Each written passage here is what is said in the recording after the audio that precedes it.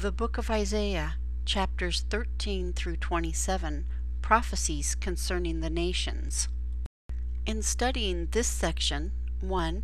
To survey the prophecies of Isaiah concerning the nations surrounding Judah related to the rise and fall of Babylon and restoration of Israel after her captivity. 2. To glean the importance of an obedient trust in the Lord and waiting on His ultimate deliverance.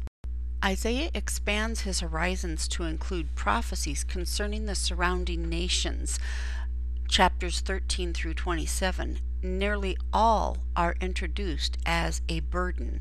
See 13:1, 15:1, and 17:1.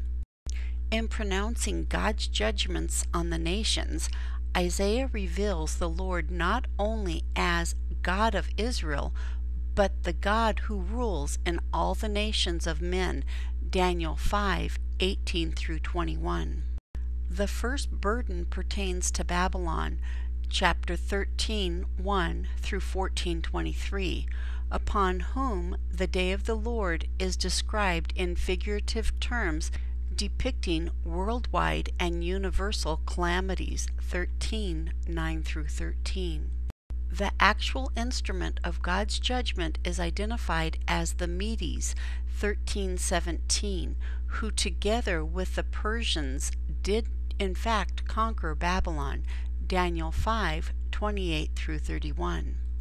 The fall of Babylon will result in Israel's restoration, prompting a proverb to be sung against the king of Babylon, 14:3 and 4, whose arrogance would lead him to the depths of Sheol.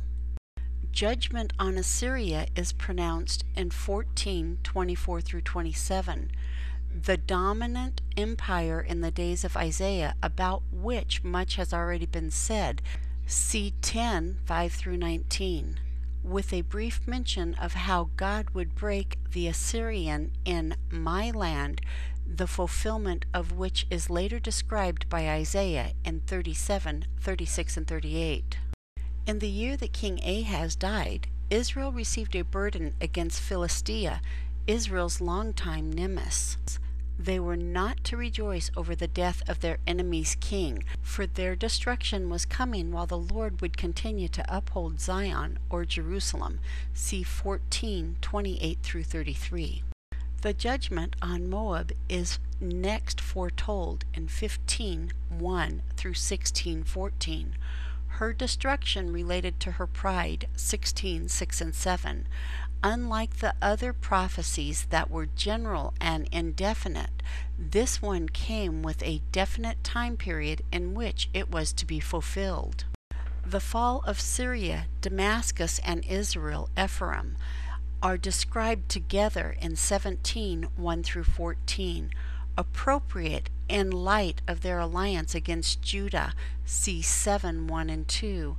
The strongholds in the nation's capitals will become desolate, while a remnant of Israel will be spared, and men will turn from their idols back to God. Trouble will be in store for those who sought to plunder God's people. Ethiopia, the land shadowed with buzzing wings, will be chastised for seeking an alliance with a nation tall and smooth of skin. Indeed, the very nation they sought help from would send a present to the Lord of hosts. 18:1 through 7. The burden against Egypt, 19:1 through 25, is introduced by the figure of the Lord, riding on a swift cloud as he comes in judgment. The actual nature of God's judgment is described as First Civil War, 19:2, and then foreign occupation, 19:4. The Nile will turn foul, and the Lord will confound the famed wisdom of Egypt, but eventually Egypt would come to fear the Lord, and even be blessed along with Israel and Assyria, 19:24 and 25. The prophecies against Egypt and Ethiopia were reinforced by Isaiah, being used by God to serve as a visible sign. For 3 years Isaiah had to walk barefoot and naked, depicting their future captivity by the king of Assyria. see 20, 1 through 7. The burden against the wilderness of the sea comes next, 21, 1 through 10. Mention of Elam, Persia, and Media, the Medes, along with proclamation, Babylon is fallen, lead many commentators to suggest this is a proclamation against Babylon. It may describe the distress to be felt by the captives in the land of Babylon. A brief burden against Duma, Edom, is mentioned in 21, 11, and 12, depicting the perplexity to be felt by them at that time. Likewise, a brief burden against Arabia, 21, 13 through 7, in which the fall of the glory of Kedar, Arabia in general, is foretold. The burden against the Valley of Vision, 21, 1 through 25, evidently refers to the city of Jerusalem. A siege is depicted in which efforts to defend the city fail because they do not include God and heeding the calls to repent. The treasurer under Hezekiah, Shebna, will be removed from office and replaced by Eliakim, God's servant. The last burden in this section pertains to the city of Tyre, 23, 1 through 18. Those who traded with her will be dismayed when they hear of her fall. A destruction to come at the hands of the Chaldeans. For 70 years Tyre will be forgotten, but then restored. The fruit of her labor will be devoted to the Lord and his people. This section ends with prophecies related to Judah in particular, apparently designed to comfort the faithful for the days ahead. See chapter 24, 1 through 27, 13. God's judgment upon the land is depicted in worldwide terms, similar to those used to describe the judgment upon Babylon, 24, 1, 3 through 6, and 13, 9 through 11. While desolation will initially remove song and drink in the land, the remnant will glorify the Lord in song, 24, 1 through 16a.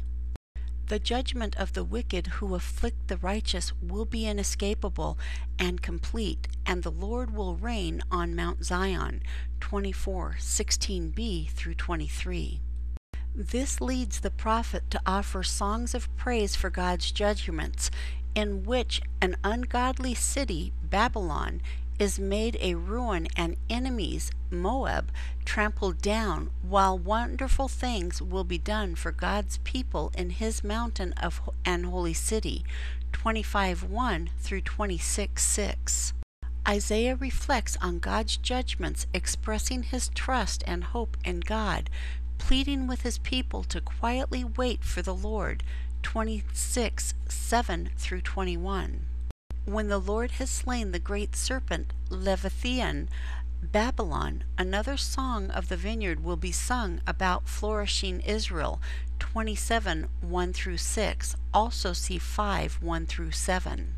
Whereas Israel received measured discipline, the enemies of Israel were to receive no mercy, and God's people from Egypt to Assyria would return to worship in the Holy Mount at Jerusalem, 27, 7 through 13. This ends Isaiah chapters 13 through 27, prophecies concerning the nations.